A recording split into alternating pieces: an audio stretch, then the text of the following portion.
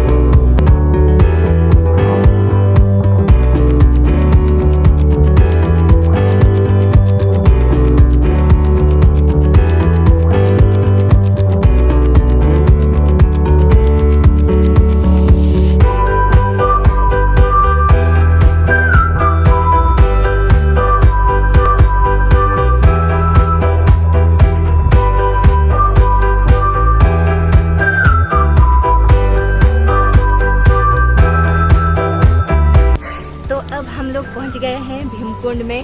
और ये जो नज़ारा आप सबने देखा थोड़ा बहुत कुछ, ये हमारी मयूरभंज की साइड में है। और वो वाला वहाँ पे जो वॉच टावर आप देख रहे हो, वो वाला केंझर साइड में है।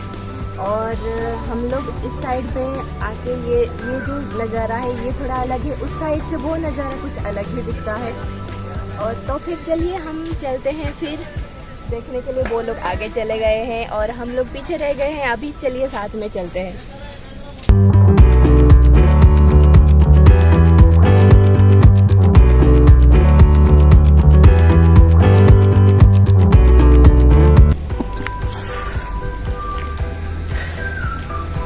वो वॉच टावर आप देख रहे हो उस साइड में, वो केंझर डिस्ट्रिक्ट में है। और हम लोग यहाँ हैं इस साइड में। ये मेरी बड़ी दीदी है, यहाँ बैठी हुई है और जीजू नहीं आ पाए।